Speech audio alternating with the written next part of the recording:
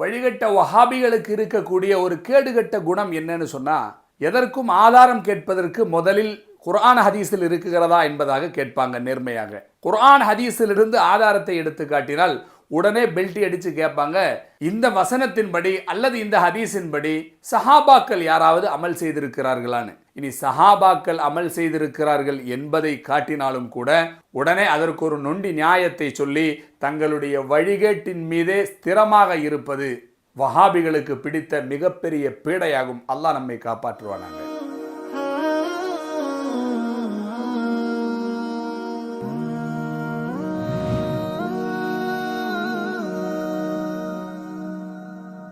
பாருங்கள், அல்லாஹும் அல்லாஹுடைய ரசூல் ஸல்லல்லாஹு அலைஹி வஸல்லம் அவர்களும் பெருமானார் ஸல்லல்லாஹு அலைஹி வஸல்லம் அவர்களின் அருமை பெருமைகளையும் புகழுகளையும் பேசியிருக்கிறார்கள். அதைத்தான் மௌலித் என்ற பெயரில் நாம் செய்கிறோம் என்று சொன்னால் உடனே இவர்கள் அப்படி என்றால் சஹாபாக்கள் செய்திருக்கிறார்களா என்பதாக கேட்பாங்க. ஏராளமான சஹாபாக்கள், நூற்றுக்கணக்கான சரித்திரங்களை நமக்கு காட்ட முடியும். நாயகத்தை முன்வைத்து நாயகத்தை புகழ்ந்து அவர்கள் பாடல்கள் படித்தது. அந்த பாடல் வரிகள் ஒன்றும் பெருமானார் சொல்லிக் கொடுத்த ஹதீசுகளில் வந்ததல்ல. அந்த பாடல் வரிகளில் ஒன்றும் குர்ஆனில் இருக்கிற வாசகமும் அல்ல என்பதையும் நாம் கவனிக்க வேண்டும். அதில் மிக முக்கியமானதுதான் செய்தினா ஹஸ்ஸான் இப்னு சாபித் ரலியல்லாஹு அன்ஹு அவர்கள் படித்த பாடல்கள். புகாரியிலே ரிப்போர்ட் செய்யப்பட்டிருக்கிறது, கான ரசூலுல்லாஹி ஸல்லல்லாஹு அலைஹி வஸல்லம் யலஉ லி ஹஸ்ஸான மிம்பரன் ஃபில் மஸ்ஜிதி. பள்ளியில் ஹஸ்ஸான் இப்னு சாபித் ரலியல்லாஹு அன்ஹு அவர்களுக்கு ஒரு மிம்பரை அமைத்து நாயகத்தை புகழ்ந்து பாடல்களை படிக்க பெருமானார் ஸல்லல்லாஹு அலைஹி வஸல்லம் அவர்கள் சொன்னார்கள் என்பது. அதற்கு இவர் என்ன பதில் சொல்றாரு, நொண்டி நியாயம் என்ன சொல்றாரு அப்படிங்கறத கொஞ்சம் கேளுங்க. ஹஸ்ஸான் இப்னு சாபித் அவர்கள் மௌலித் ஓதினார்களா இல்லையா? ரசூல் ஸல்லல்லாஹு அலைஹி வஸல்லம் அவர்கள் மேடை அமைத்து கொடுத்தார்களா இல்லையா? மேடை அமைத்து கொடுத்தாங்க. மௌலித் ஓதுறதுக்கா? எதுக்கு? போர்க்காலங்களில் எதிரிகள் எல்லாம் சஹாபாக்களையும் முஸ்லிம்களையும் இஸ்லாத்தையும் தரக்குறைவாக கவிதையில் பாடினான். கவிதையை நபிகள் பெருமானார் பாடச் சொல்கிறார். யார? ஹஸ்ஸான. எதுக்கு? அவன் நம்மளை திட்டி பாடுறான். முஹ்ஜுல் முஷ்ரிகீன் ஃபைன்ன ஜிப்ராயில் மாக்க. அந்த முஷ்ரிக்குகளுக்கு கவிதையில் பதிலடி கொடு. இது போலுதா? இது எவ்வளவு பெரிய பித்தலாட்டம்! இதை பித்தலாட்டம்னு சொல்றதா இல்ல முட்டாள்தனம்னு சொல்றதான்னு தெரியல.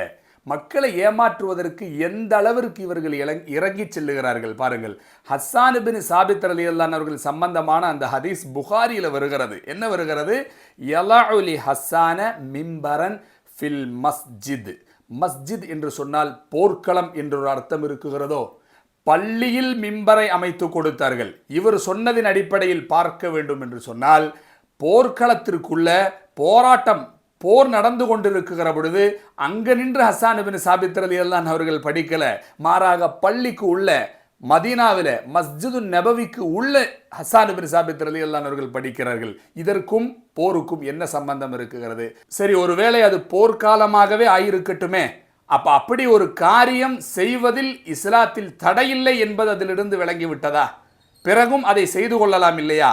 ஏனென்றால் அது போர்க்காலத்தில் மட்டும்தான் அனுமதிக்கப்பட்டது என்றிருந்தால் போர் முடிஞ்சா நிறுத்தி இருக்கணும்ல. ஹஸ்ஸான் இப்னு சாபித் ரலியல்லாஹு அன்ஹு அவர்கள் நிறுத்தினார்களா?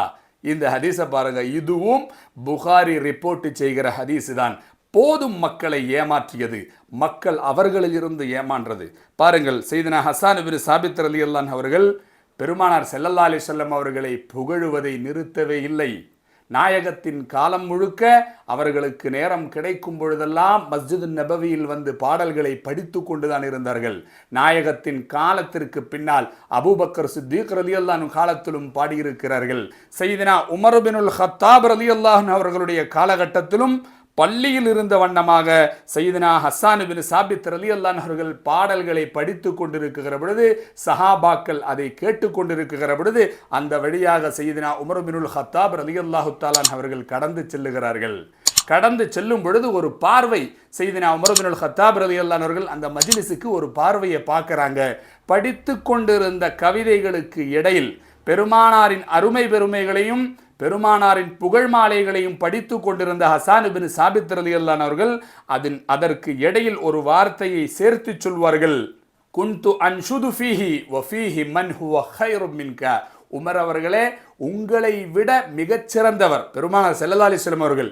அவர்கள் இந்த நாட்டில் இருந்த பொழுது, இந்த பள்ளியில் இருந்த பொழுதே நான் இந்த பாடலை படித்திருக்கிறேன், அதனால் இதை தடுக்க வேண்டும் என்று நினைக்க வேண்டாம் என்பதாக சொல்லுகிறார்கள். சையதுனா அபூ ஹுரைரா ரலியல்லாஹு அவர்களும் அந்த நிகழ்வில் பங்கு கொண்டார்கள். இது புகாரி ரிப்போர்ட் செய்கிற ஹதீஸ் ஆகும். என்ன, அன்று தொடங்கிய போர் இன்னும் முடியவில்லையா? இது மக்களை ஏமாற்றுவதற்காக வேண்டி இவர்கள் சொல்வதெல்லாம் நியாயம் என்று நினைத்து சிலர்கள் கேட்க இருப்பதின் காரணமாக அவர்களை இலகுவாக ஏமாற்றுகிற வழியாகும் இது. மாறாக பெருமானார் ஸல்லல்லாஹு அலைஹி வஸல்லம் அவர்களை சஹாபாக்கள் புகழ்ந்திருக்கிறார்கள். அது ஹஸ்ஸான் இப்னு சாபித் ரலியல்லாஹு அவர்கள் மட்டுமல்ல, ஏராளமான சஹாபாக்கள். சையதுனா கஅப் இப்னு ஸுஹைர் ரலியல்லாஹு அவர்களுடைய சரித்திரம் வருகிறது. சைஃபுல்லாஹில் மஸ்லூல் என்று பெருமானார் ஸல்லல்லாஹு அலைஹி வஸல்லம் அவர்களை புகழ்ந்து கஅப் இப்னு ஸுஹைர் ரலியல்லாஹு தஆலா அவர்கள் பாடல் படித்த பொழுது நாயகம் ஸல்லல்லாஹு அலைஹி வஸல்லம் அவர்கள் செய்த செயல் சுனனுல் குப்ராவில் மிக தெளிவாக ரிப்போர்ட் செய்யப்பட்டிருக்கிறது. அஷார ரசூலுல்லாஹி ஸல்லல்லாஹு அலைஹி வஸல்லம் பிகும்மிஹி இலல் ஹல்கி லியது ஃபயஸ்மஉ மின்ஹு.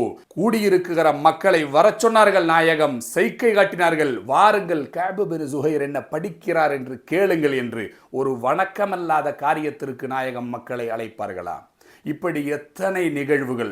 மிக முக்கியமாக குறிப்பாகவும் இன்னும் ஒரே ஒரு ஆதாரத்தை மட்டும் சையதுனா அப்பாஸ் ரலியல்லாஹு தஆலா அன்ஹு பெருமானார் ஸல்லல்லாஹு அலைஹி வஸல்லம் அவர்களுடைய சிறிய தந்தை சையதுனா அப்பாஸ் ரலியல்லாஹு அவர்கள் ஒரு பயணத்தில் நாயகத்தோடு இருந்த பொழுது வாய்மொழிந்து கேட்கிறார்கள் நாயகத்திடத்தில், யா ரசூலல்லாஹ் இன்னி உரீது அன் உம்தஹக, உங்களை புகழ நான் நாடுகிறேன், உங்கள் புகழை பாட நான் நாடுகிறேன், அனுமதி தருவீர்களா என்று நாயகம் துஆ செய்தார்கள். உன் வாய்க்கு அல்லாஹ் பெரிய கண்ணியத்தை கொடுக்கட்டும் என்பதாக துஆ செய்தார்கள். அப்பாஸ் ரலியல்லாஹு அவர்கள் பாடல்களை படித்தார்கள். அற்புதமான வாசகங்களை கொண்டு, அருமையான கருத்துக்களை கொண்டு, நாயகத்திற்கு யாரும் சொல்லாத மிகச் சிறப்பான சிறப்புகளை எடுத்து சொன்னார்கள். அந்த வாசகங்களில், அந்த கவிதைகளில், அந்த பாடலில் இடம்பெற்ற கருத்துக்கள் என்னவென்று தெரியுமா உங்களுக்கு?